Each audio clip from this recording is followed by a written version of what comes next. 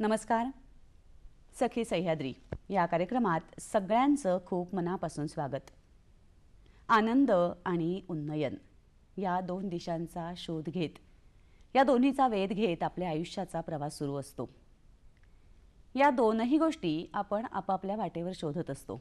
अगदी तसंच आनंद आणि उन्नयन या दोनही गोष्टी स्वतःसाठी आणि त्याचवेळी आपल्या सगळ्या रसिकांसाठी शोधणाऱ्या, आपल्या हाती देणाऱ्या कलेमधून, लेखनामधून, एकपात्री प्रयोगामधून आणि सामाजिक कामातून हे इप्सित साधणाऱ्या एकपात्री कलाकार म्हणून प्रख्यात असलेल्या कल्पना देशपांडे आज या कार्यक्रमात आपल्याशी गप्पा मारायला आलेल्या आहेत. गेली 18 वर्ष एकपात्रीचे प्रयोग आणि कथाकथनाचे प्रयोग त्या महाराष्ट्रातल्या, देशभरातल्या आणि विदेशातल्या रसिकांसाठी सुद्धा सादर करत असतात आणि आज त्यांची ही विशेष ओळख सगळ्यांपर्यंत पोहोचलेली आहे. बालगंधर्वांच्या नावाचा पुरस्कार त्यांना मिळालेला आहे आणि एकपात्री कलाकार परिषदेचा आर्टिस्ट ऑफ द इयर हा पुरस्कारही त्यांना मिळालेला आहे. ही त्यांच्या कामावरची एक नाममुद्रा आहे, सन्मानाची मुद्रा आहे. याबरोबर ते सामाजिक काम जे काही करतात तेही विशेष लक्षणीय आणि नोंद घेण्याजोगं आहे. हा त्यांचा सगळा प्रवास विशेष म्हणजे आयुष्याची साधारण 25-30 झाल्यानंतर सुरू झालेलं आहे आणि हे सगळं त्यांनी कसं साध्य केलं आहे हे आज त्यांच्याकडून आपण जाणून घेणार आहोत. कल्पनाताई, कार्यक्रमात खूप मनापासून तुमचं स्वागत आहे. धन्यवाद. एखादा कलाकार जेव्हा समोर असतो तेव्हा मी तुमची ओळख करून दिलीच, पण तुमची कला ही तुमची मुख्य ओळख असते. तर सुरुवात एखाद्या अंशाने करूया. मी वेगवेगळ्या प्रकारचे कार्यक्रम करत असते आणि त्यामध्ये आजचा नवरा हा जो कार्यक्रम आहे तो सगळ्यांना खूप आवडतो, बाकीचेही आवडतात. पण तो कार्यक्रम जास्त एवढ्यासाठी आवडतो कारण नवरा हा विषय जवळचा असल्यामुळे नक्कीच तो सगळ्यांना जास्त आवडतो. तर त्या कार्यक्रमाबद्दल मी थोडंसं सांगते आणि मग आपल्याला त्यातला अंश इथे सादर करूया. या कार्यक्रमामध्ये मी नवऱ्यांचे वेगवेगळे प्रकार सांगत असते आणि ते प्रकार सांगत असताना माझं मेन म्हणजे प्रेक्षकांशी मी संवाद साधत असते. म्हणजे बरेच वेळा असं होतं कलाकार नुसती कला सादर करतो, पण तसं नाही आहे, मी संवाद साधत असते आणि म्हणून तो कार्यक्रम मला वाटते जास्त लोकांना आवडत असेल असं मला वाटतं. त्या प्रकारांमध्ये छान नवरा आहे, लाखमोलाचा नवरा आहे, रंगेल नवरा आहे आणि बरं का रसिक नवरासुद्धा आहे. दुसरं म्हणजे या कार्यक्रमामध्ये माझ्या नाट्य आहे, अभिनय आहे, संगीत आहे आणि विनोदी किस्से आहेत आणि कथानकही आहे. खरं म्हणजे हे सांगताना तुम्ही एकपात्रीची वैशिष्ट्यच सांगून टाकलीत की एकपात्री कलाकाराला काय काय एकट्याला पेलायचं असतं. नक्कीच नक्कीच, तेव्हाच तो एकपात्री प्रयोग होतो. तर हे सगळं संपूर्ण असा तो माझा कार्यक्रम आहे. तर या कार्यक्रमामध्ये मी तुम्हाला म्हटलं तसं नवऱ्यांचे वेगवेगळे प्रकार सांगत असते. तर त्यातला पहिला प्रकार सांगते. Okay bye, see you. Amit, परत भेटू रे. अमित आणि नेहाचा हा रोजचा 9:30चा शो असतो. हा शो जर पाहिला तर आपल्याला वाटतं हा अमित लांब कुठे लंडनला वगैरे तर नाही ना चालेला, पण नाही, तो रोज ठरलेला इतकी वर्ष झाली पण त्यांच्या प्रेमाचा बहर अगदी आहे तसा आहे, पहिल्या प्रेमासारखा असणारच. कारण अमित हा नेहासाठी मेड फॉर मी नवरा या कॅटेगरीतला हा असा मेड फॉर इच अदर नवरा आहे. मग त्या नवऱ्याचं पुढे मी वर्णन सांगत असते. त्याच्यानंतर रंगेल नवरा कसा आहे तेही सांगत असते. आणि काहींचे नवरे खूप रसिक असतात बरं का. आता या ज्या ताई आहेत त्यांचा नवरा रसिक किती आहे ते पहा. त्या काय म्हणतात त्यांच्या नवऱ्याबद्दल. रसिक माझा नवरा कुणीतरी याला आवरा, रसिक माझा नवरा कुणीतरी याला आवरा, असा कसा हा बावरा जणू आहे नादान भवरा. नाही कधी हा रागवत नाही कधी हा भांडत, सारखा असतो माझ्या मागे मागे फिरत. सकाळचा चहा म्हणतो माझ्याबरोबरच घे, आणि ते सुद्धा स्वतः चहा करून.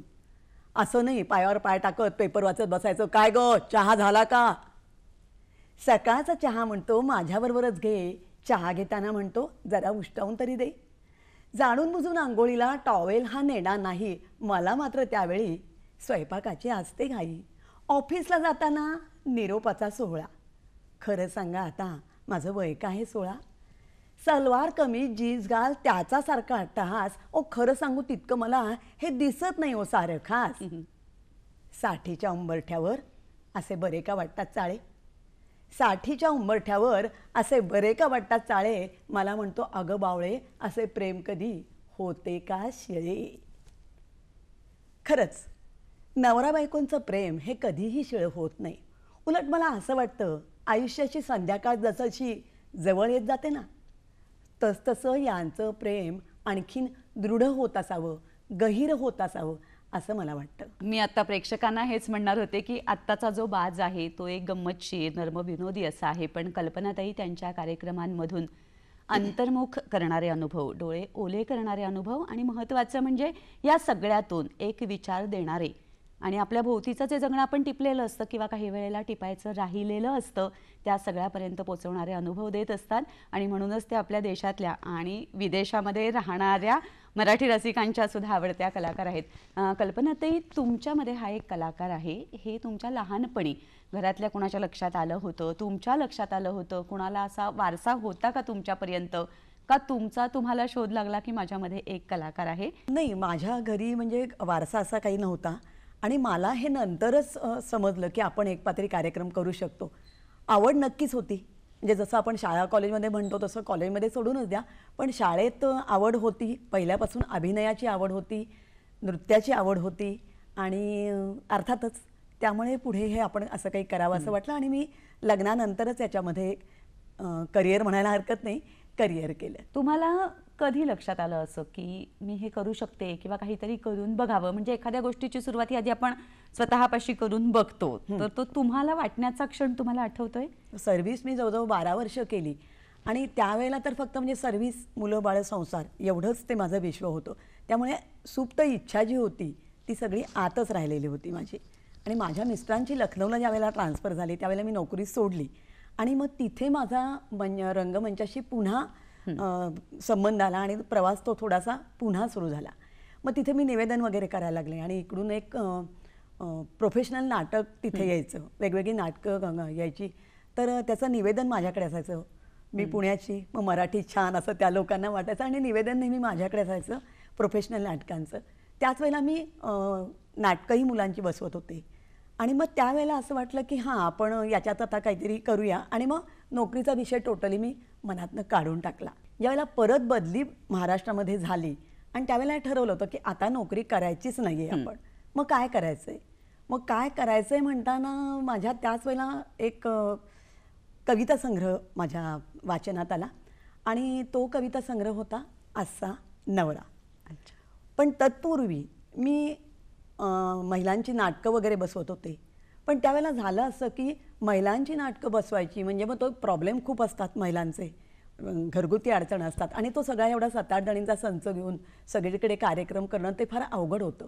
मग आपल्याला एकटीला काय करता येईल, आणि त्याच वेळेला हा कथासंग्रह माझ्या वाचनात आला, आणि विषय मला आवडला. अरे नवऱ्यांवरचा विषय, पण नुसत्या छोट्या छोट्या कवितांवर काही कार्यक्रम होणार नव्हता. मग मी त्याच्यावर संहिता लिहिली, संहिता वगैरे लिहिली. त्यानंतर मी पहिल्यांदा त्या कवयित्री ज्या होत्या त्यांची परवानगी घेतली व्यवस्थित, आणि मग मी कार्यक्रम सुरू केले. आणि तो कविता संग्रह वाचल्यानंतर असं वाटलं अरे आपण या विषयावर काहीतरी करू सांगतो. असा नवरा, नवऱ्याचा विषय आहे, पण नुसत्या कवितांवर काही कार्यक्रम होणार नव्हता.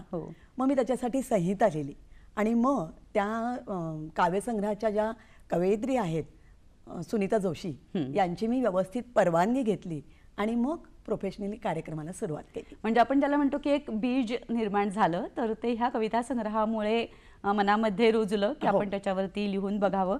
आणि जसं तुम्ही म्हणालात की तुम्ही जरी महाविद्यालयीन काळामध्ये अभिनय किंवा रंगमंचापासून दूर राहिला असलात तरी तुम्ही जे मुलांची नाटकं बसवत होतात, हो. म्हणजे आपल्या आतमध्ये जे आहे ते आपल्याला जेव्हा फावला वेळ मिळतो तेव्हा कुठल्या ना कुठल्या वाटांनी बाहेर येत असतं. कल्पनाताईंचा हा प्रवास आपण असाच जाणून घेणार आहोत, पण आता घेतो आहोत एक छोटीशी विश्रांती. छोट्याशा विश्रांतीनंतर सखी सह्याद्री कार्यक्रमात पुन्हा एकदा सगळ्यांचं खूप मनापासून स्वागत. एकपात्री कलाकार, कथाकथनकार, लेखिका कल्पना देशपांडे यांच्याशी आपण गप्पा मारतो आहोत. त्यांच्या कला प्रवासाविषयी जाणून घेतो आहोत. कल्पनाताई, एक कविता संग्रह तुमच्या हातामध्ये आला आणि ते बीज आज या कार्यक्रमातून असा नवरा ह्याच्यातून खूप मोठं झालं. हे एक प्रकारचं माध्यमांतर असतं. तुम्ही ज्या वेळेला सुनीताताई त्या काव्यसंग्रहाच्या कवयित्री यांच्याशी संपर्क साधलात तेव्हा त्यांना काय वाटलं की आपल्या संग्रहावरती एक वेगळा विचार होतो आहे? त्यांना नक्कीच आनंद झाला.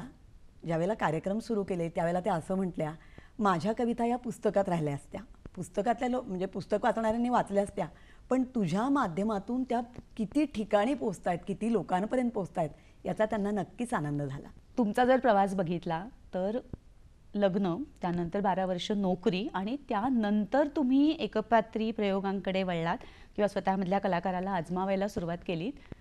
त्याआधीचं जे एक वळण असतं आपल्या युवा काळातलं असेल, साधारण 10वी-12वी नंतर आपण पुढे काय करायचं याचा विचार करतो. तर एक कलावंत मनात असताना त्यावेळेला तुम्ही तुमच्या आयुष्याची दिशा, करिअर म्हणून कशाकडे पाहत होतात? किंवा आता जसं तुम्ही नोकरीचा उल्लेख केला तर तुमचं ते वळण कसं होतं? त्यावेळेला ना खरं सांगायचं तर असं कलेसाठी पोषक वातावरण नव्हतंच. म्हणजे त्यावेळेला असंच होतं की मुलींनी आपलं ग्रॅज्युएशन व्हायचं, लग्न, मुलं असं आणि नोकरी हे. त्यामुळे ते मन जरी कलाकाराचं माझं होतं तरी त्या मनात त्या कलेला कुठेही त्यावेळेला वावच नव्हता. आणि त्यावेळेची परिस्थिती तशी होती त्यामुळे माझी त्याच्याबद्दल तक्रार बिलकुलच नाही आहे. पण म्हणून मग तो कलाप्रवास माझा तिथे थांबलेला होता. आणि नंतर मग काही वर्षांनी तुम्ही म्हणता असं की कलाकाराचं मन जे आहे ते कधी ना कधी असं बाहेर त्यातल्या सगळ्या भावना येतात आणि मग परत तो प्रवास माझा सुरू झाला. त्यामुळे त्यावेळेला माझ्या डोक्यात कलेचा काहीही विषय नव्हता. मी वाणिज्य शाखेची पदवीधर, BCom मी केलेलं आहे आणि त्याच्यानंतर नोकरी, संसार, मुलं-बाळं हे जे नेहमीच्या लोकांचं रुटीन असतं तसंच माझं रुटीन होतं. आणि मग सासरचं वातावरण विशेष पोषक होतं असं काही झालं का? की जसं तुम्ही मध्ये म्हणालात की मुलांची नाटकं बसवायला सुरुवात केली किंवा येणाऱ्या नाटकांचं जे सुरुवातीचं निवेदन असतं तर त्याच्यासाठी तुम्ही रंगमंचावर जात राहिलात, तर याची बीज जशी तुम्हाला जे काही कलेला पोषक वातावरण बाहेरून मिळालं तशी घरात पण आहेत? मला इथे अभिमानाने सांगावं असं वाटतं की खरं तर माझ्या सासरी असं कलेचं काहीही बॅकग्राऊंड पण नाही आहे किंवा आमच्या सासरच्या घरात कुणीही काही कलेविषयक काहीही करत नाही. पण तरीसुद्धा माझ्या सासरकडून मला खूप छान पाठिंबा मिळाला. म्हणजे मला याच्याबद्दल अगदी थोडक्यात सांगायला आवडेल की 45 वर्षानंतर मी अर्थात ते कार्यक्रम वगैरे सुरू केले आणि म्हणजे त्याच दरम्यान मी SNDTचा म्युझिकचा डिप्लोमा केला 4 वर्षांचा, ॲडव्हान्स डिप्लोमा. आणि 89 वर्षाचे माझे सासरे होते. मी ठरवलं होतं पहिलं 1 वर्ष करीन, मग एखाद्या वेळेस दुसरं करीन. पण मी पुढे थांबणार होते कारण 89 वर्षाचे सासरे घरी होते. सासूबाई माझ्या एक्सपायर झाल्या होत्या आणि आमची वेळ कॉलेजची जी होती ती 12ची होती. 12 ते 1:30 म्हणजे जेवणाची वेळ. मग त्यांनी कसं हाताने वाढून घ्यायचं वगैरे असं. पण त्यांनी स्वतःच सांगितलं, नाही तू पुढे पूर्ण कोर्स कर. आणि त्यांच्या पाठिंब्यामुळे आणि अर्थातच त्यांच्या पाठिंब्यामुळे मी तो 4 वर्षाचा कोर्स पूर्ण केला. माझे सासरे 12 वाजता टेबलवर ठेवलेलं सगळं जेवण स्वतःच्या हाताने जेवून घ्यायचे, टेबल आवरून ठेवायचे. 89व्या वर्षी. 89व्या वर्षी. त्यामुळे एका कलाकाराला कशी साथ आवश्यक असते आणि ती असेल तर जिथे आपण म्हणतो की माणसं थांबायचा विचार करतात त्या 45व्या वर्षानंतर आज 18 वर्षांचा काळ, एवढा काळ दीर्घकाळ तुम्ही तुमचे कार्यक्रम करत आहात आणि महाराष्ट्रात बसून तुम्ही विदेशी रसिकांसाठी सुद्धा कोविडच्या काळामध्ये कार्यक्रम केलेत. कल्पनाताई, असं सगळं वातावरण असताना तुमच्यामध्ये एक धडपडी कलाकार आतमध्ये असताना जो तुम्ही पहिला कार्यक्रम केलात तर त्या कार्यक्रमाच्या आठवणी नक्की मनात असतील. जसं आता तुम्ही सासऱ्यांच्या पाठिंब्याविषयी सांगितलं, कदाचित तो छोटा असेल आजच्या तुलनेमध्ये, पण तो कार्यक्रम काय होता हे जाणून घ्यायची उत्सुकता आहे. छोटाच होता तो. संहिता तयार होती, काय आपल्याला बोलायचं तयार होतं, प्रॅक्टिस माझी तयार होती आणि एका महिला मंडळाने मला आमंत्रित केलं होतं कार्यक्रमासाठी. धाकधूक होती, कसं होईल, आपला विषय कितपत आवडेल. पण इतकी छान तिथे दाद मला मिळाली ना, खूप छान दाद मिळाली. आणि मग तेव्हा ठरवलं की आता आपण मागे वळून पाहायचं नाही.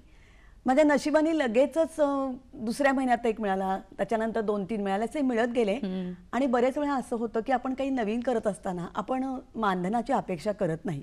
पण मला इथे आवर्जून सांगावंसं वाटतं, माझ्या पहिल्या कार्यक्रमाला सुद्धा मला मानधन मिळालेलं होतं.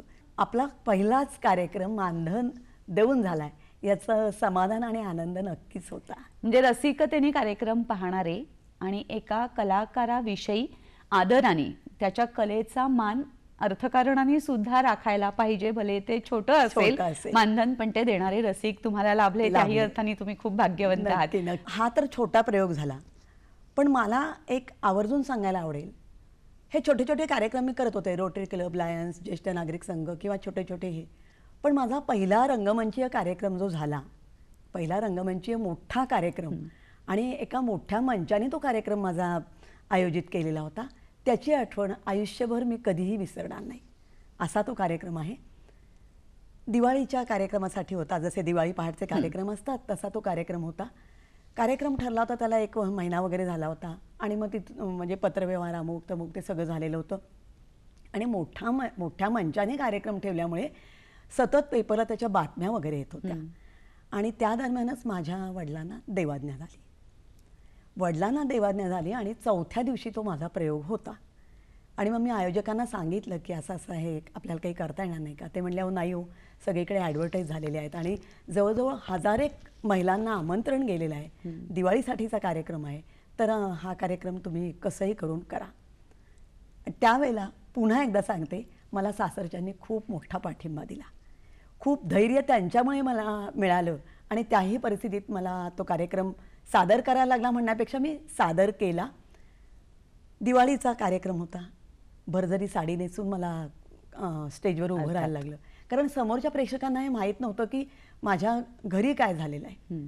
खरं म्हणजे माझं मन आतून रडत होतं, पण समोर मला हसू आणायचं होतं प्रेक्षकांच्या चेहऱ्यावरती.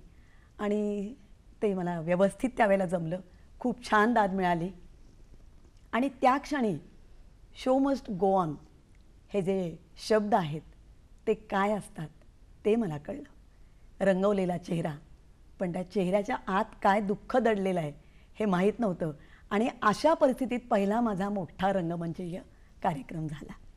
तुम्ही आता जसं म्हणालात की शो मस्ट गो ऑन, तो एक तप्त अशी एक अपेक्षा असते रंगमंचाची. तुमच्या पाठीमागे, तुमच्या मनात, अंतर्मनात काहीही असू दे, खऱ्या अर्थाने एकपात्रीने तुम्हाला ओळख दिली, तुम्हाला स्वतःला आजमावण्याची संधी दिली, अनेक वेगवेगळे अनुभव तुम्हालाही दिले, रसिकांकडून दिले, तसे तुम्हाला स्वतःला बळ जमवताना सुद्धा दिले.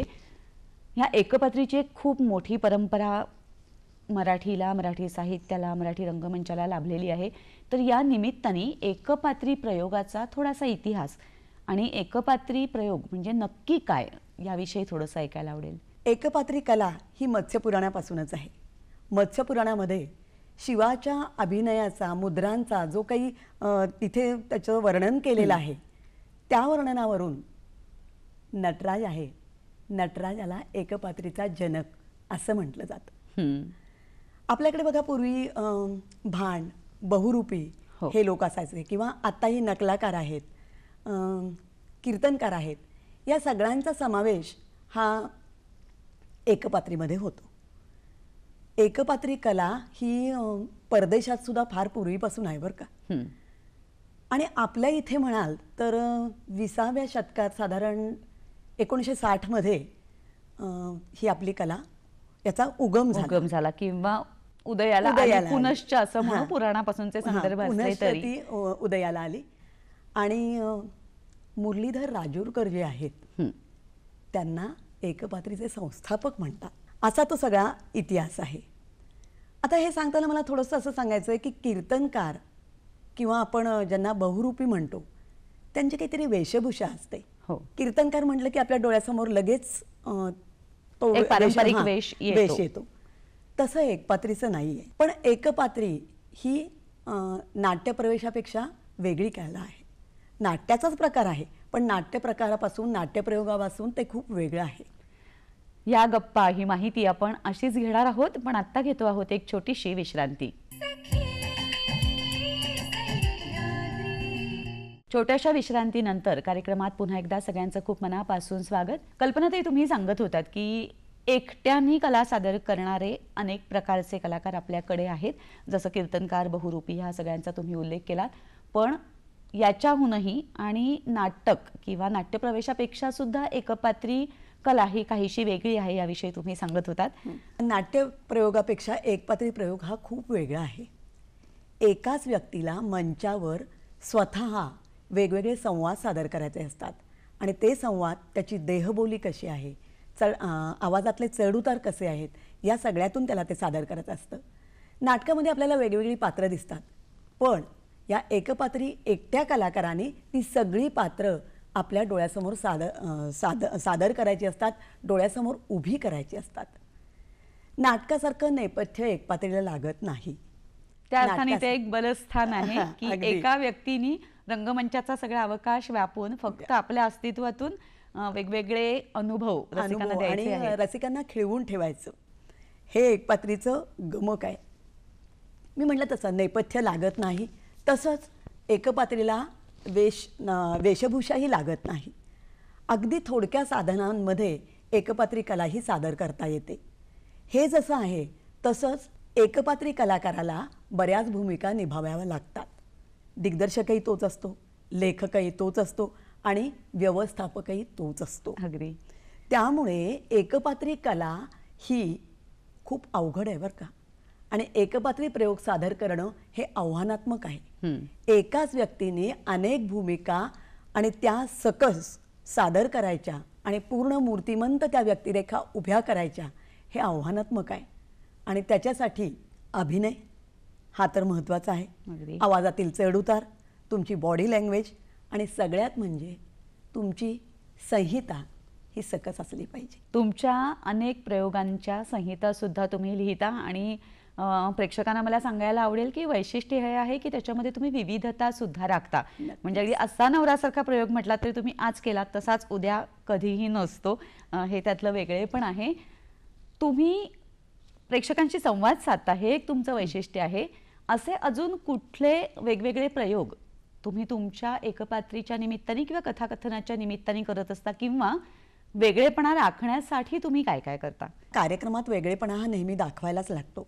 जसं सुरुवातीला मी तुम्हाला सांगितलं की असा नवरामध्ये नाट्य आहे, अमुक आहे, तमुक आहे, संगीतही आहे. आता संगीत घेताना मी काय केले, छोटे छोटे विडंबनात्मक 2-2 ओळी मी घेत असते आणि मग त्या खूप आवडतात. म्हणजे त्याच्यात एक प्रकार मी असा घेतला आहे की काही नवरे असे असतात की बायकोचा वाढदिवस कायम विसरणारे, आणि मग ती बायको आपला वाढदिवस स्वप्नात साजरा करून घेते, असं ते आहे. आणि मग स्वप्नात तिला गाण्याची खूप आवड आहे. मग गाण्याची आवड आहे तर तिच्याकडे अनेक दिग्गज गायक आलेले आहेत, त्यांना ती वाढतीये. आणि मग या मेजवानीच्या वेळेला संगीत मैफिल तिच्या घरी घडते. संगीत मैफिलीचं आयोजन केले असं तिला वाटतं. आणि त्यावेळेला नाट्यसंगीतातल्या सम्राज्ञी कीर्ती शिलेदार या मेजवानीसाठी आलेले असतात. त्यांना लाडू हवा असतो, पण आमच्या मेजवानीत लाडू काही नसतो असं ती म्हणते. मग त्या काय म्हणतात, लाडवा वाचून माझे काहीही अडणार नाही, मोदकाचा मोह मजला आवरता येणार नाही, आवरता येणार नाही, आवरता येणार नाही. असे वेगवेगळे प्रयोग मी करत असते. कधी विडंबनात्मक गाणी घेते, कधी हिंदी चित्रपटसृष्टीतले जे काही महत्त्वाची गाणी आहेत ती महत्त्वाची गाणी घेतली. म्हणजे त्या वेळेला जी हिट असतात ती 1-2 लाईनी घेतल्या की मग ते लोकांना खूप आवडतं, लोक खुश होतात त्याच्यावरती. एक सहजता, संवादी आणि गंमतशीर वातावरण ह्या निमित्ताने तयार होतं. हे जसं तुम्ही एकपात्रीचे प्रयोग करता, कथाकथन करता, तसं तुम्ही स्वतः कथा लेखिका पण आहात. तुमच्या कथांना पुरस्कारही मिळालेले आहेत. तर तुमच्यामधला जो कथाकार आहे तो एकपात्रीच्या निमित्तानेच आतून बाहेर आला की कथा तुम्ही आधी लिहित होतात आणि कथाकार म्हणून तुम्ही वेगळ्या आहात का, याविषयी पण उत्सुकता आहे. मी लिहित तर होते आधीपासून, पण ज्याला आपण म्हणतो ना की एक लेखनाची अशी प्रगल्भता किंवा त्याच्याकडे दृष्टिकोन एक वेगळा असतो बघण्याचा, तो या माझ्या कार्यक्रमानिमित्त आला. कदाचित वाचन आणखीन घडलं असेल किंवा आणखीन माझ्या वाचनात चांगलं चांगलं काही आलं असेल, त्यामुळे मग त्या कथा आणखीन सकस लिहिल्या गेल्या माझ्या. आणि मग मी वेगळ्या वेगळ्या प्रकारच्या कथा लिहायला लागले. त्यामध्ये सामाजिक आशयाच्या कथा आहेत, विनोदी आहेत, किंवा अगदी ग्रामीण रंगाच्या कथा आहेत, शहरी रंगाच्या कथा आहेत. असे वेगवेगळे कथाप्रकार मी लेखनाच्या निमित्ताने. आणि तसंच कथा सादरीकरण ज्या वेळेला मी करते त्यावेळेलाही माझं आवर्जून माझा हा म्हणजे ठरलेलं असतं की आपण ज्या वेळेला कथा सादर करतो तर त्या सादर करताना त्या कथांमध्ये पण वैविध्य असावं. म्हणजे त्यावेळेला सुद्धा मी सादर करताना कधी रहस्यमय कथा असतात, कधी ज्याला इतिहासाची पार्श्वभूमी आहे अशा कथा असतात, विनोदी कथा आहेत, ग्रामीण रंगाच्या कथा आहेत, अंतर्मुख करायला लावणाऱ्या कथा आहेत. अशा वेगवेगळ्या कथा मी कथाकथनाच्या दरम्यान सादर करत असते. आणखीन एक, कथाकथन करताना मी कधीही ते बसून करत नाही किंवा कथा माझ्या तोंडपाठ असतात. तोंडपाठ म्हणण्यापेक्षा मी कथा बरेच वेळा वाचते आणि मग त्यातली जी पात्रं आहेत ती समोर यायला लागतात, ती कथा माझ्या आत भिनते आणि तेव्हा मग मी ते कथाकथन करते. मला बरेच वेळा असं विचारतात की तुम्ही एवढी मोठी कथा कशी पाठ करता. म्हणलं मी कधीही लाईन टू लाईन कधीही मी कथा पाठ करत नाही. ती कथा आपल्या आत भिनली की मग ती पात्र आपल्याला समोर दाखवता येतात. तर असा तो माझा कथाकथनाचा प्रवास असतो. तुम्ही ज्या वेळेला कथाकथन किंवा एकपात्रीचे प्रयोग सुरू केलेत, जसं म्हणालात की पहिला छोटेखानी महिला मंडळात झाला आणि तिथून पुढे हा सगळा परीघ विस्तारत गेला. कोविडमध्ये तुम्ही परदेशस्थ रसिकांसाठी पुण्यात बसून कार्यक्रम सादर केलेत. तर हा परीघ कसा विस्तारत गेला आणि त्यातले कुठले अनुभव, कुठले क्षण तुम्हाला आजही खूप महत्त्वाचे वाटतात किंवा आवर्जून आपल्या प्रेक्षकांना सांगावेसे वाटतील? तुम्ही जसं मला असं म्हटलात की परीघ विस्तारण्याची तुमची प्रक्रिया कशी होती, तर मला अगदी लक्षात राहण्यासारखी ती गोष्ट आहे. त्यावेळेला एक दैनिक वृत्तपत्र आहे आणि त्याचा खूप मोठा एक मंच होता आणि तो मंच मला नेहमी खुणावायचा. मला असं नेहमी वाटायचं की आपला कार्यक्रम या मंचासाठी कधीतरी व्हायला पाहिजे आणि तो बॅनर जो आहे तो आपल्या मागे लागावा अशी खूप इच्छा होती. म्हणजे खरं म्हटलं तर ते माझं स्वप्नच होतं. आणि असं म्हणतात ना, काही काही स्वप्न नक्की साकार होतात. तर अशीच मला एकदा दुपारी फोन आला आणि मला असं वाटलं आपण दिवा स्वप्न बघतोय की काय. आणि फोन आला मला असं विचारण्यात आलं की औरंगाबाद, परभणी, नांदेड आणि लातूर या ठिकाणी तुम्ही 4 ठिकाणी कार्यक्रम कराल का. मला खरं वाटे ना हो. परत मी तेच म्हणते की दुपारी मला हे पडलेलं स्वप्न तर नाही ना, असं म्हणजे मला एखादा वाटलं. कार्यक्रम करावा अशी इच्छा होती आणि पहिल्याच फोन मध्ये 4 ठिकाणी कार्यक्रम करण्याचं निमंत्रण आलं. मंचाने मला 4 ठिकाणी करणार का विचारलं. आता खरं सांगायचं तर तत्पूर्वी मी इतक्या लांब एकटी कधीही गेले नव्हते. मग आता इतक्या लांब जायचं कसं, सोय तिथे काय असेल, काय करायचं. घरची अर्थात परवानगी. मिस्टरांना विचारलं, पण मिस्टरांनी मला एवढंच सांगितलं, तुझ्या हिमतीवर जायचं असेल तर जा. आणि तेवढंच वाक्य मी उचललं. त्या वाक्याने मला खरोखर इतकी स्फूर्ती मिळाली ना. आणि मग तिथून मग मी तो दौरा तिकडचा करून आले आणि तेव्हापासून मग जी सुरुवात झाली कार्यक्रमांना ती म्हणजे आता तुम्ही म्हटलं तसं की परराज्यातही मी एकटी जाते आणि कार्यक्रम करत असते. एक संघ सुरूच राहिला तो प्रवास असं म्हणायला हवं. नक्की. तुमच्या कथेविषयी जे आपण मगाशी थोडंसं बोललो की तुम्ही कथा लिहिल्यात, त्याच्यावरती पुरस्कारांची मोहर उठली. अर्थातच ज्या वेळेला विषय किंवा मांडणी वेगळी असते तेव्हाच पुरस्कारासाठी कथांची नोंद घेतली जाते. तर तुमच्या कार्यक्रमांच्या बरोबरीने तुमच्या कथांचे गाभे कुठले आहेत किंवा कुठले विषय तुम्हाला विशेष करून कथा लिहिण्यासाठी खुणावतात आणि कुठल्या कथांची अशी दखल घेतली गेली त्याविषयी पण सांगा. मी मगाशी सांगितलं तसं की मी विविध विषय घेतलेले आहेत. विनोदी आहे, सामाजिक आहे आणि थोडंसं रहस्यमय, पण कौटुंबिक. असं नाही की काहीतरी वेगळं आहे. कौटुंबिक कथा लिहित असताना ती रहस्यमय कशी होईल आणि त्याचा शेवट एकदम ऐकल्यावर अरे, अशा प्रकारच्याही मी कथा घेत असते. ग्रामीण रंगाच्या कथा आहेत, शहरी रंगाच्या कथा आहेत. आणि तुम्ही म्हटला तसं की त्या दरवाजा आड ही एक माझी कथा आहे आणि त्याला बरेच ठिकाणचे पुरस्कार मिळालेले आहेत. नेहमी काय होतं की वेश्या व्यवसायावरची कथा लिहिताना त्या वेश्येला केंद्रित धरून कथा लिहिली जाते. पण मला जी ही कथा सुचली त्या वेश्येच्या मुलाबद्दलची कथा सुचलेली आहे. हम्म. आणि मग त्याच्या भावना काय असतील, त्याला काय काय सोसायला लागलं, त्याने आईचं काय काय बघितलं, असं सगळं त्याच्यात आहे. आणि बरेच जण असं म्हणतात की त्या कथेची जी सुरुवात आहे, जे वर्णन केलेलं आहे, ते लोकांना खूप आवडतं. आणि पुढे जी भाषा आहे, आता त्या लोकांची भाषा कशी वेगळी असेल, ती भाषा कशी आहे आणि त्यातून तू सगळी पात्रं आमच्यासमोर उभी केलेली आहेस असं वाटतं. तर तो एक वेगळा विषय होता. त्याचबरोबर एक अगदी नाजूक विषय, वयात येणाऱ्या मुलांना, ज्याला आपण लैंगिक शोषण म्हणतो, तर अशा प्रकारच्याही मी कथा लिहिलेल्या आहेत. पण त्यात जी भाषा आहे ती अतिशय चांगली भाषा आहे. तिथे ते वर्णन करताना कुठेही असं किळसवाणं वर्णन नाही, पण तुम्हाला विषय कसा पोचवायचा आहे याची काळजी घेऊन तो विषय मी व्यवस्थित पोचवलेला आहे.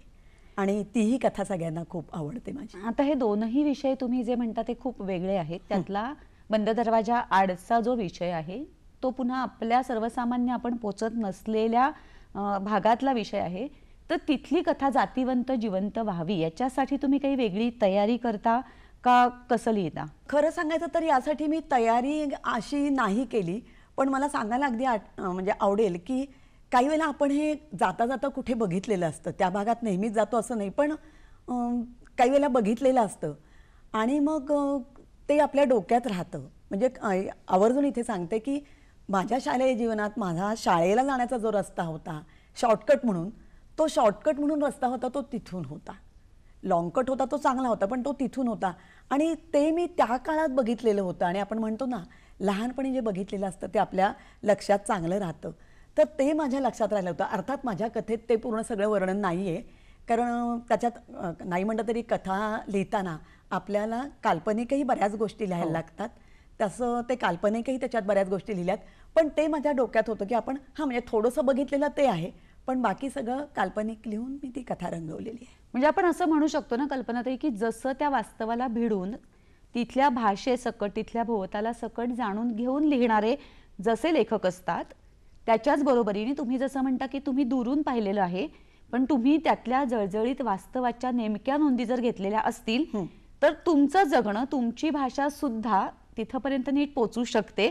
कारण ज्या वेळेला एखाद्या नामांकित दैनिकाचा किंवा साहित्य परिषदेच्या एखाद्या शाखेचा पुरस्कार जेव्हा अशा कथांना मिळतो, तेव्हा हे महत्त्वाचं आहे की आपलं मन आपण घेत असलेल्या नोंदी आणि नेमकं जर चिमटीत पकडून रसिकांपर्यंत ठेवता आलं तर ते नक्कीच दाद घेणारं असतं. या गप्पा अशा सुरू राहणार आहेत, पण आत्ता घेतो आहोत एक छोटीशी विश्रांती. छोट्याशा विश्रांतीनंतर सखी सह्याद्री कार्यक्रमात पुन्हा एकदा सगळ्यांचं खूप मनापासून स्वागत. एकपात्री कलाकार कल्पना देशपांडे यांच्याशी आपण गप्पा मारतो आहोत, त्यांच्या कलेविषयी, त्यांच्यामधल्या लेखिकेविषयी पण. कल्पनाताई, तुम्ही तुमच्या कथांविषयी सांगत होतात, कथांचा गाभा, आणि जसं म्हटलं की त्याच्यावरती पुरस्कारांची मोहरसुद्धा उमटलेली आहे. एकाच वेळेला तुमच्या स्वतःच्या कथा आणि भोवतालातल्या दिग्गजांच्या कथा अशा दोनही गोष्टी तुमच्या मनामध्ये असतात आणि त्या तुम्ही सादर करत असतात. तुमच्या कथा लेखनाविषयी तुम्ही सांगितलंतच, पण तुम्ही कथा कशा सादर करता, कुठल्या कथांची निवड करता, ह्याची एक थेट तुमच्या सादरीकरणातून अनुभव घ्यायला आवडेल. आत्तापर्यंत मी तुम्हाला सगळं विनोदी ऐकवलं. एक अंतर्मुख करायला लावणारी कथा, त्यातला अंश मी आता आपल्यापुढे सादर करते. जेलर आहेत, त्यांच्या पत्नी कैदेची शिक्षा भोगणाऱ्या महिलेला प्रश्न विचारतात. छमिया, साहेब म्हणत होते तू स्वतःचं पोर गळ्याला नख लावून मारलंस म्हणून. छमियाने खाली मान घालून निर्विकारपणे सांगितलं, 4 महिन्यापूर्वीच इथे साहेब बदलून आले होते आणि तेव्हापासून साहेबांच्या मुलीला पाहण्याचा, तिचं हसणं खेळणं हे सगळं पाहण्याचा आनंद तिला मिळत होता. या आनंदाला आपण मुकू काय असं तिच्या मनात आलं आणि तिने बाईसाहेबांच्या पायाशी पटकन बसकण घेतली. बाईसाहेब, मला इथनं कामावरनं काढू नका हो, पाया पडते मी तुमच्या, पण मला इथनं कामावरनं काढू नका. मी बाळाला लांबून बघत राहीन, मी तिला हातसुद्धा लावणार नाही, पण मला इथनं कामावरनं काढू नका. पाया पडते मी तुमच्या, पाया पडते मी तुमच्या. स्वतःच्या मुलाला मारणारी ही मुलासाठी इतकी कासावीस होऊ शकते? हे हिचं नाटक आहे का? पण वॉर्डन सांगत होती की छमियाच्या चांगल्या वर्तणुकीबद्दल तिची कैदेची काही शिक्षा माफ होणार आहे. या वर्षाअखेर तिची कैदेतून सुटका होणार आहे. पण मग तो खून, इतके दिवसांपूर्वी केलेला खून अजूनही हिच्या डोक्यातनं गेला नसेल. आपला विश्वास संपादन करून हे आपल्या बाळाचं काही बरं वाईट तर करणार नाही ना. बाईसाहेबांच्या मनात आलं आणि त्या म्हणाल्या, छमिया दूर हो कशी इथून, नाहीतर तुझं आत्ताच इथलं मी काम बंद करीन बरं का. छमिया डोळे पुसायला लागली. का दुर्बुद्धी झाली ग तुला असं पोर मारायची. छमिया आता बोलत का नाहीस. हाच प्रश्न छमियाला काही वर्षांपूर्वी कोर्टाने विचारला होता, वकिलाने विचारला होता आणि फौजदारांनी सुद्धा विचारला होता आणि याही पेक्षा बडीबीनी सुद्धा विचारला होता. कवटाळणी, अगं पोर हवं हवं म्हणून गेलं वरीसभर माझ्या पायावर डोकं पडत होतीस की ग. म्या म्हटलं एक पोर होऊन जाऊ दे हिला. अगं एखाद्या किड्यावाने तळमळत होतीस की ग. म्या म्हटलं एक पोर होऊन जाऊ दे हिला. 6 महिने आपण कसं बी काढू. अगं तळ हाताच्या फोडावानी जपली की ग तुला. एखाद्या गर्तीबाईचं कोणी करणार नाही एवढं तुझं केलं आणि तू हे केलंस वे. चांगला चांदण्याचा मुखडा घेऊन पोरगी निपजली होती, तिच्या गळ्याला नख लावलंस. कवटाळणी, मी म्हणते तू असं का केलंस, का केलंस. ही कथा मी सादर करण्याचा उद्देश एवढाच आहे की एका आपल्याला या थोड्याशा वर्णनावरनं लक्षात आलं असेल, एका वेश्या व्यवसाय करणाऱ्या स्त्रीची ही कथा आहे आणि तिला मुलगी होते, ती सुद्धा तिला हट्टापायी, म्हणजे मी म्हटलं तसं की मावशी नाही म्हणत असती, पण म्हणजे व्यवसाय करणारी मावशी नाही म्हणते, पण ती हट्टाने जन्म देते. पण तिला जन्म दिल्यानंतर ते सगळं दृश्य तिला नेहमीचं डोळ्यासमोर येतं आणि परत तिच्या डोक्यात येतं की अरे आपण जन्म तरी दिला पण आपल्यासारखीच हिची अवस्था झाली तर, म्हणून ती तिला मारते. कल्पनाताई, ही जी एक कथा आहे ना, ती समाजातल्या एका जळजळीत वास्तवावर आणि दुसऱ्याच क्षणी आपण ज्यांना कुंपणाबाहेर वर्तुळाबाहेरचं जग असं समजतो, त्या वेश्या व्यवसायात आलेल्या एका स्त्रीच्या घालमेलीची, तिच्या भावनिक गरजांची, पुन्हा तिच्या भीतीची, अशा अनेक नोंदी करणारी ही कथा आहे. आणि अशा कथा जशा लेखनातून समोर येतात तशा तुमच्यासारख्या कलाकारांमुळे त्या जिवंत होऊन शब्दातून, अभिनयातून समोर येतात. हे खूप महत्त्वाचं आहे. ज्यामुळे मी सुरुवातीला जसं म्हटलं की आपलं उन्नयन, की तुम्हाला मानसिक, वैचारिक, भावनिक दृष्टीने उन्नत करणारी कला जेव्हा असते, एक वेगळा विचार, काल मला जे माहीत होतं त्यापेक्षा अधिक काहीतरी मला जाणवतं आहे, बघता येतं आहे, ही कलेचं मोठं यश असतं. तुमच्यामध्ये एक कुशल संघटक पण आहे, त्यामुळे एक महिला मंडळ असं न म्हणता मी महिलांचं संघटीकरण असं म्हणेन. आणि त्याच्यामधून तुम्ही तुमच्यातला कथाकार जो एक सामाजिक जाणीवेने सादर करत असतो कार्यक्रम, तीच जाणीव घेऊन समाजासाठी काही देणं, उतराई होणं, यासाठी तुमचं मंडळ काम करत असतं. तर तुमची जी सामाजिक कामं आहेत, म्हणजे ती अनाथ मुलांसाठी आहेत, एड्स बाधित मुलांसाठी आहेत, आणि हे पुन्हा तुम्ही महिला मिळून करता, तर त्याविषयी पण सांगा.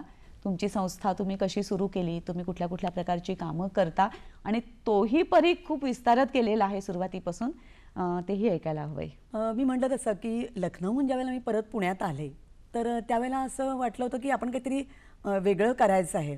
मग काही महिला मंडळात वगैरे मी जाऊन आले, पण मला ते समजून नाही इतकं हे पटलं. मग आपणच काहीतरी वेगळं सुरू करायचं आणि ज्यातून काहीतरी आपल्याला वेगळं करता येईल असं करायचं आहे. आणि हा उद्देश लक्षात ठेवून त्यावेळेला ही छोटीशी आम्ही हा ग्रुप सुरू केला. आणि त्यावेळेला माझा असा उद्देश होता की वेगवेगळ्या क्षेत्रातल्या महिलांना एकत्र घ्यायचं, म्हणजे वेगळा व्यवसाय करणारे असतील किंवा लेखन आहे, जे काही असेल त्याचा एकमेकींनाही उपयोग व्हावा आणि त्या महिलांची पण उन्नती तिथे व्हावी, असा उद्देश होता. आणि तो ग्रुप आम्ही सुरू केला. सुरुवातीला अगदी 6-7 जणी होत्या, त्या वाढत गेल्या. आता आमच्या जवळजवळ 30 महिला आहेत, त्या 300 झाल्या असत्या, पण आम्हाला मर्यादितच ठेवायचे, कारण हे भिशी मंडळ नाही आहे आमचं. नक्कीच काहीतरी वेगळं करायचं आहे म्हणून आम्ही सगळ्या एकत्र आलेलो आहोत. नेहमीच ते मीटिंग वगैरे होतात, ते गोष्ट वेगळी. पण काही वर्षांपासून असं लक्षात आलं की आपण वेगळं काहीतरी समाजासाठी करावं. मी समाजाचं देणं लागतो हा शब्द मला नाही आवडत, पण समाजासाठी आपण काहीतरी करावं असं मनात होतं. आणि नवरात्रात आम्ही तांदूळाची ओटी अनाथांच्या पोटी या उपक्रमाअंतर्गत तांदूळ गोळा करतो. म्हणजे बऱ्याच जणांना नवरात्रात ओटी भरायची असते, पण ते जायला जमतं नाही जमतं. आणि हे जे तांदूळ जमतात किंवा त्यावेळेला जे धान्य जमतं, आता तर लोक पैसे देतात, कारण इतकं सगळं धान्य आमच्याकडे बरंच जमतं आणि फिजिकली आम्ही 30च महिला असल्यामुळे ते देणं आम्हाला थोडंसं जिकिरीचंच होतं, कष्टाचं वाटतं. कष्टाचं म्हणण्यापेक्षा जिकिरीचं. म्हणून आम्ही पैसे गोळा करतो आणि ते पैसे वेगवेगळ्या संस्थांना देतो. आपलं घर अनाथ मुलांची संस्था आहे, तिथे अनाथ मुलंही आहेत आणि एक वृद्ध ज्यांना कोणी नाही आहेत तेही ज्यांना आधाराची गरज आहे त्यांनाही देतो. अपंग मुलं आहेत, अंध मुलं आहेत आणि 40 खरोखर अनाथ मुली आहेत. त्या संस्थेला पण आम्ही, कारण ते आमच्या डोक्यात खूप असतं. त्यावेळेला काय असतं, नवरात्रात कुमारिकांची पूजा वगैरे करतात आणि लोकांनाही हे इतकं आवडले, त्यांना ते खूप म्हणजे नवरात्रात घेत असल्यामुळे भावना पण त्याच्या मागच्या आहेत आणि काहींना स्वतःहून जाता येत नाही, त्यामुळे आवर्जून आम्हाला लोक विचारतात नवरात्र आले आम्हाला द्यायचंय बरं का. आणि जसं तुम्ही आता म्हणालात की 30च महिला आहोत आणि एवढं धान्य गोळा होतं की ते पोचवणं जिकिरीचं होतं. खरं म्हणजे तुम्हाला थोडंसं मध्येच थांबवून मला खरंच प्रेक्षकांना सांगायला आवडेल की असं काम करायला जर 10 हात पुढे आले तर त्या 10 हातांना मदत करणारे आणि जसं तुम्ही म्हणालात की गरजू जे आहेत त्यांच्यापर्यंत मोलाची मदत पोचवणारे हजारो हात आपल्याशी जोडले जाऊ शकतात. आणि कल्पनाताई आणि त्यांचं काम हे त्याचं एक लखलखीत उदाहरण आहे. आणि नवरात्रात तर आम्ही हे करतोच, शिवाय संक्रांतीच्या दरम्यान दानाला खूप महत्त्व असतं. मग तेच आम्ही पकडून त्यावेळेला आम्ही पैसे जमा करतो आणि त्यावेळेला सुद्धा आम्हाला खूप मदत मिळते, खूप मदत मिळते. म्हणजे सांगायला मला आनंद वाटेल की यावेळेला तांदळासाठी आम्हाला 1.5 लाख रुपये मिळाले होते आणि जानेवारीमध्ये 2 लाख असे आम्हाला सगळीकडून पैसे जमा झाले. मुख्य म्हणजे ही जी मदत आहे ती आम्ही प्रत्येक त्या संस्थेत जाऊन ती मदत पोचवत असतो. संस्थेचं काम कसं चाललेलं आहे, तिथं खरंच अशी आवश्यकता आहे का, कुठल्या गोष्टीची आवश्यकता आहे, हे सगळं पाहून आमच्या मैत्रिणी ट्रक लोड करून तिथे सामान आम्ही पोचवतो. याच्यामध्ये आम्ही कुणालाही मध्ये घेत नाही. आम्ही आमच्या हिमतीवर आमच्या याच्यावर पैसे जमा करतो आणि सांगायला आनंद होतो, यावर्षी आमच्या संस्थेला 21 वर्ष पूर्ण झाली आणि हे असं काहीतरी करता यावं यासाठी आम्ही मोठा गाण्याचा कार्यक्रम केला होता आणि त्या दरम्यान आम्हाला खूप देणगी मिळाली आणि त्यातून यावेळेला 2 लाखाच्या वर आम्ही 6 संस्थांना मदत केली. दृष्टी असेल तर केवढी मोठी सृष्टी उभी राहू शकते. आणि खरंच आपण जसं म्हणतो की एकामेकास साह्य करू अवघे धरू सुपंथ, तसे हातात हात जोडले जाऊन केवढा मोठा कारवा होऊ शकतो त्याचं हे उदाहरण आहे. या गप्पा अशाच सुरू राहणार आहेत, पण आत्ता वेळ आहे एका छोट्याशा विश्रांतीची. छोट्याशा विश्रांतीनंतर सखी सह्याद्री कार्यक्रमात पुन्हा एकदा सगळ्यांचं खूप स्वागत. कल्पनाताई, तुम्ही तुमच्या सामाजिक कामाविषयी सांगत होतात की नवरात्र असू देत, संक्रांत असू देत, जे आपले सण आहेत त्या प्रत्येक सणाला वेगळं रूप देत तो समाजानुगामी म्हणतो असा करणं आणि समाजासाठी काहीतरी करणं ही कामं तुम्ही करत असता. एड्स बाधित मुलांसाठी सुद्धा तुम्ही कामं करत असता. तर आणखीन काय काय करतात ते जाणून घ्यायचंय. मी जसं म्हटलं तसं की एड्स बाधित मुलं आहेत तिथेही जाऊन आम्ही ही मदत वगैरे पोचवतो आणि ज्यावेळेला ज्या ज्या संस्थात आम्ही जातो त्या वेळेला आम्ही तिथे काही आमची कलाही सादर करतो. म्हणजे फक्त नुसतं पैसे देणं किंवा धान्य न देणं याच्या व्यतिरिक्त त्या मुलांशी संवाद साधणं, त्या मुलांसाठी काहीतरी करमणुकीचे कार्यक्रम करणं आणि त्यांचेही ऐकणं, म्हणजे त्यांचा ऐकण्याचा आनंद खूप छान असतो. तर तेही आम्ही पाहतो. म्हणजे याच्या अनुषंगाने सांगते, कोविडच्या काळामध्ये पहिला 1 महिना तर मलाही थोडंसं घरीच बसायला लागलं, मी काहीच करत नव्हते. पण त्यानंतर ऑनलाईन वगैरे कार्यक्रम सुरू झाले आणि त्या दरम्यान माझे ऑनलाईन कार्यक्रम म्हणजे हैदराबाद महाराष्ट्र मंडळ, गणेशोत्सव असू दे, बेंगलोरसाठी असू दे, असे अनेक ठिकाणी कार्यक्रम झाले आणि सांगायला आनंद होतो, बऱ्याच जणांचं सगळं बंद होतं पण माझे कार्यक्रम मानधन देऊन सुरू होते. मी हे माझ्यासाठी नाही म्हणत आहे, पुढचं मला तेच सांगायचं आहे की आम्ही तर हे कार्यक्रम ऑनलाईन करत होतो, पण जे बॅकस्टेज आर्टिस्ट आहेत त्यांचा खूप मोठा तेव्हा प्रश्न होता. आणि त्यावेळेला माझ्या अशा लक्षात आलं की आपल्याला तर ते मानधन मिळतंय पण या लोकांना काहीच मिळत नाही, की ज्यांची अगदी खरोखर सांगायचं तर चूल बंद आहे. मग त्यावेळी मला जे काही मानधन मिळत होतं त्यातलं मला काही शक्य होतं ते त्या बॅकस्टेज आर्टिस्टसाठी, म्हणजे त्यांना महिन्याचं धान्य द्यायचं वगैरे असं त्यावेळेला मला करता आलं एवढ्यासाठी की आपल्या अंगात काहीतरी छोटीशी कला आहे, त्या कलेनं आपण काही मिळवलं तर आपण कोणाला काहीतरी देऊ शकतो.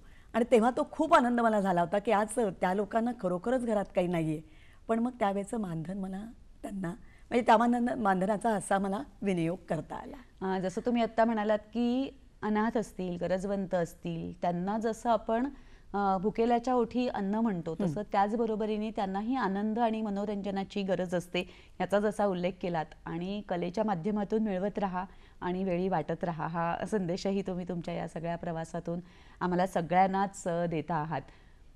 ही कामं जेव्हा तुम्ही करता म्हणजे सामाजिक काम असेल किंवा एकपात्री कलाकार म्हणून असेल तर काही आव्हानं आणि काही अडचणीसुद्धा जरूर आपल्याला त्याच्यातून मार्ग काढावा लागतो, सामोरं जावं लागतं. तर अशा कुठल्या अडचणी किंवा कुठली आव्हानं तुमच्या समोर येतात? आता सुरुवातीला कार्यक्रमाबद्दलचीच मी आव्हानं सांगते, अडचणी सांगते. आता ज्यावेळेला परगावी आम्हाला जायचं होतं, मगाशी मी म्हटलं तसं की व्यवस्थापनही आम्हालाच करायला लागतं एकपात्री असल्यामुळे.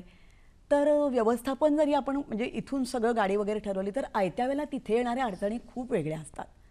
म्हणजे फलटणसारख्या ठिकाणी माझा 6 वेळेला कार्यक्रम झाला आहे, पण एकदा तर अशी अवस्था होते की थिएटर चांगलं आहे, काय म्हणतो त्याला, आवाजाची सगळी योजना वगैरे ते सगळं माईक वगैरे सगळं छान होतं.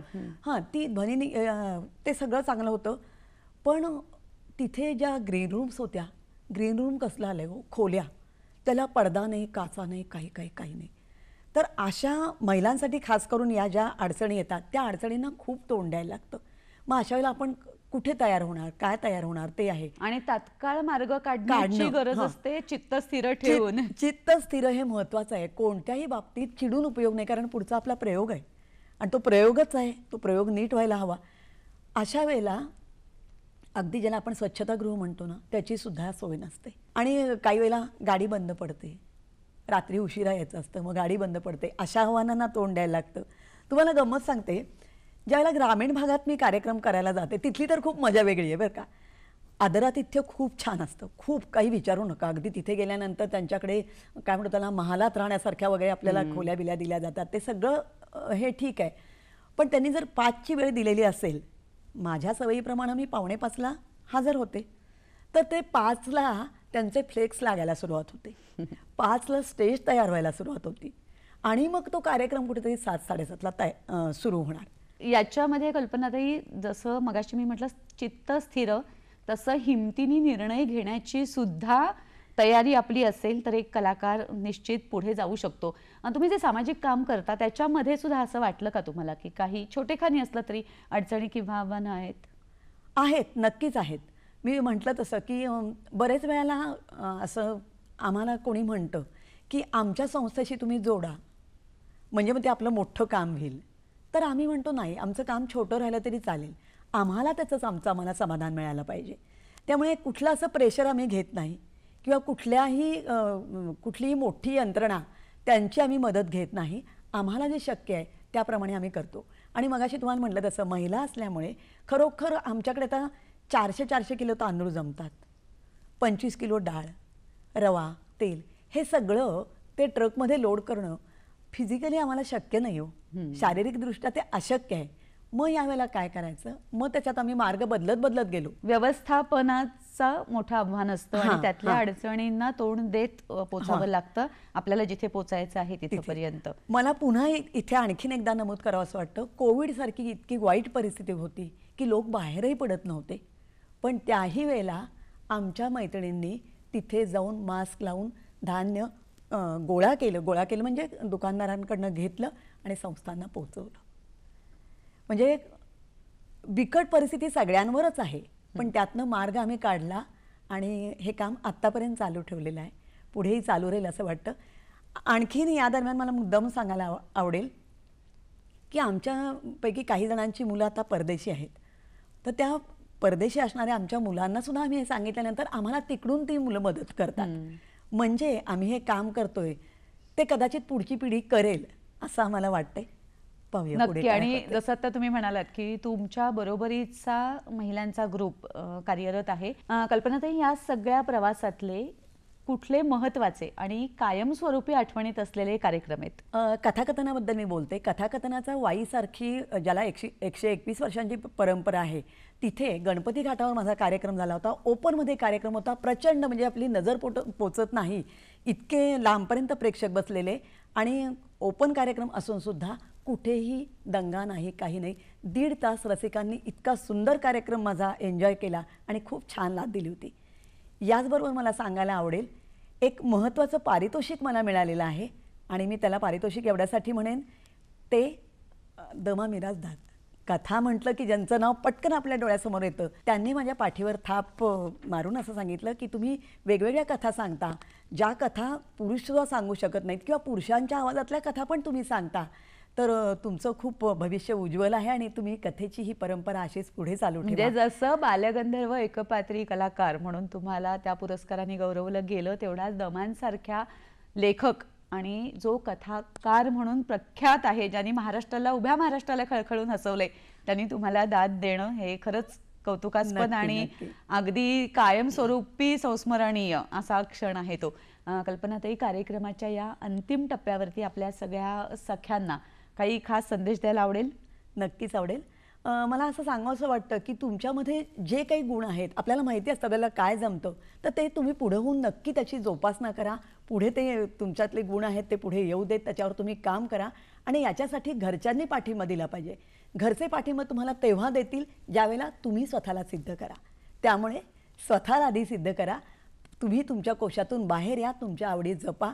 हे जग खूप मोठं आहे, याचा विस्तार खूप मोठा आहे आणि तुम्ही पुढे चालत राहा. कल्पनाताई, वयाच्या 45 नंतर एक कलाकार म्हणून उभं राहणाऱ्या, स्वतःला सिद्ध करणाऱ्या तुम्ही जेव्हा सगळ्यांना सांगतात की आधी स्वतःला सिद्ध करा, ती धग बाळगा, हे खरंच खूप महत्त्वाचं आहे. आज तुम्ही इथे आलात, तुमच्या कलाप्रवासाविषयी सांगितलं, तुमच्या कथेविषयी, तुमच्या लेखनाविषयी सांगितलं, यासाठी दूरदर्शनच्या वतीने मनापासून आभार, धन्यवाद.